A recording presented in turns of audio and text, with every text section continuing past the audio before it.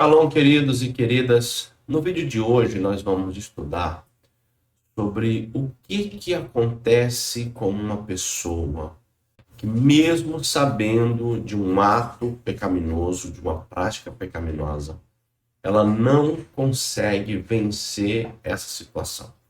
Vira e mexe, ela cai no mesmo pecado. O que acontece com essa pessoa? No vídeo de hoje nós vamos analisar sobre essa situação, como identificar e o que fazer para vencer isso nessa pessoa, na vida dessa pessoa. Eu sou Cristiano Celo e, como disse no vídeo de hoje, nós vamos aprender sobre como identificar isso. Antes de nós identificarmos, deixa eu dizer uma coisa para você. O apóstolo Paulo, quando escreve a sua epístola à cidade de Éfeso, à igreja que estava em Éfeso, tem todo um por detrás de tudo isso, o contexto cultural da cidade, espiritual da cidade. No capítulo 6, ele traz um versículo que fala sobre batalha espiritual e qual a forma certa de batalhar. Eu quero ler com você esse versículo e quero tirar algumas lições para a gente poder identificar isso e como aplicar isso no tema do nosso vídeo de hoje.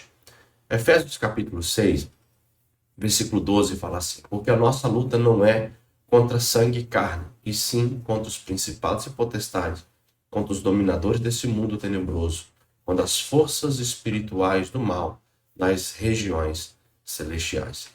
Então o apóstolo Paulo, ele vem dizendo que existe ali uma regência espiritual que habita nos lugares celestiais e que leva pessoas a práticas pecaminosas. Agora, por que isso?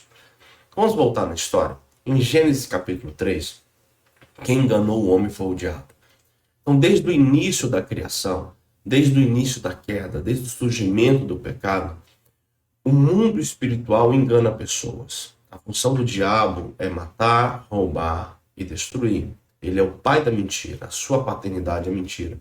Então ele investe em vidas para que pessoas sejam influenciadas pelas inclinações pecaminosas, pelas inclinações da carne. E a sua influência sobre isso faz com que essa pessoa, ela, de alguma forma, venha se perder, venha errar, venha cometer pecados, venha cometer práticas condenáveis que faz com que essa pessoa tenha no seu psique, na sua mente, todo o sentimento de culpa, toda a carga de culpa e essa pessoa pode carregar. Então, o primeiro assunto que eu preciso analisar com você é reconhecendo, essas regências, o reconhecimento dessas regências. Por que reconhecer essas regências? Porque cada um, de uma forma particular e peculiar, tem dificuldades em áreas carnais. E é importante ressaltar aqui que a carne, ela não se converte. A carne jamais irá se converter. A carne jamais vai se converter. Ela vai ser transformada e levada com Cristo para habitar na eternidade. Agora, converter aqui na terra, não. Então, cada um tem uma inclinação. E às vezes isso está em uma herança familiar, está em um pecado hereditário, uma maldição hereditária.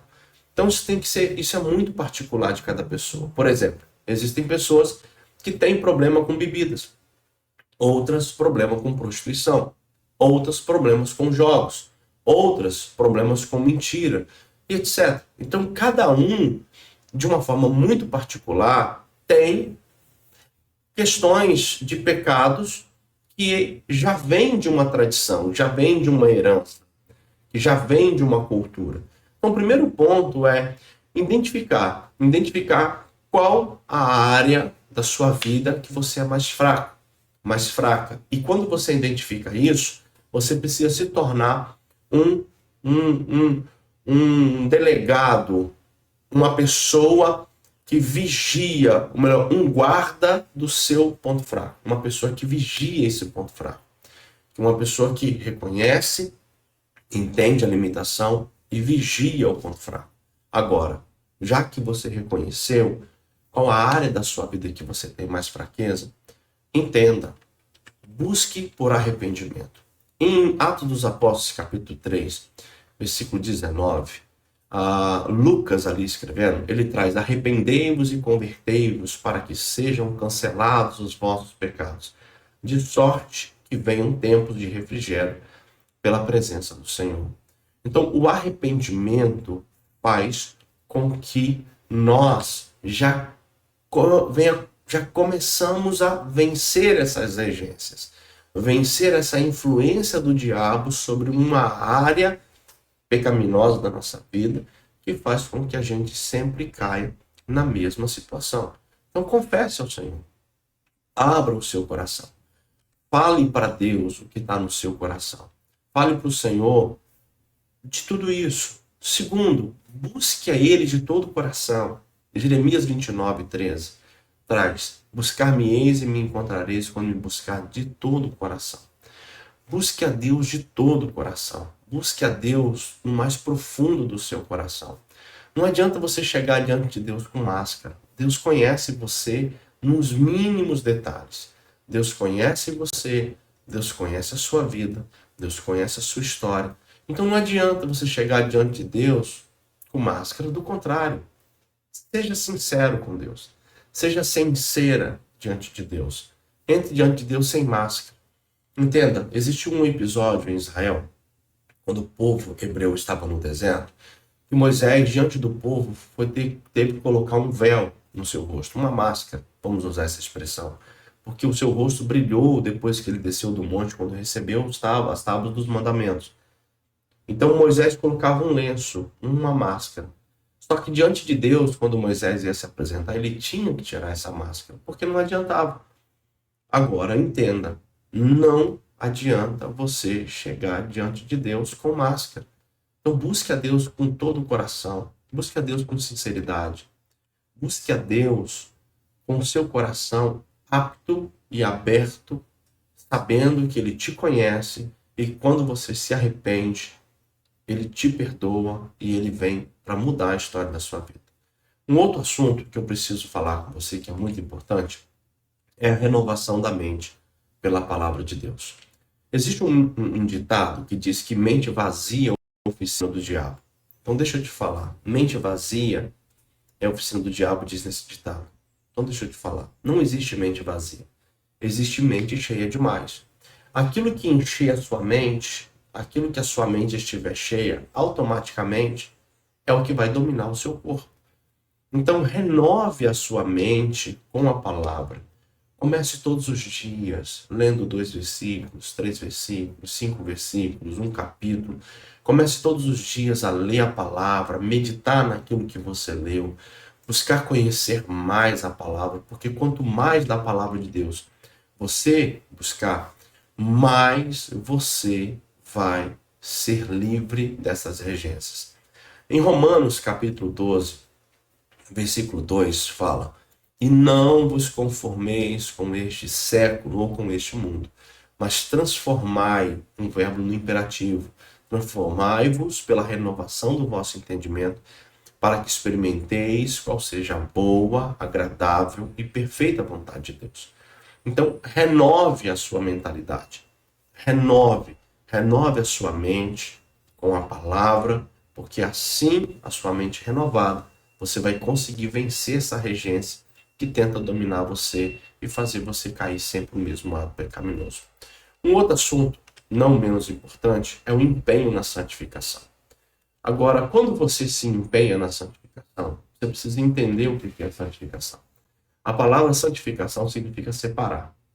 Então, quando eu me empenho, kadosh, ou pneumato, ou ádios, que é santificar, separar, quando você se empenha na santificação, automaticamente você vai purificando a sua vida, você vai separando a sua vida das coisas do pecado, das coisas do passado, das coisas do mal.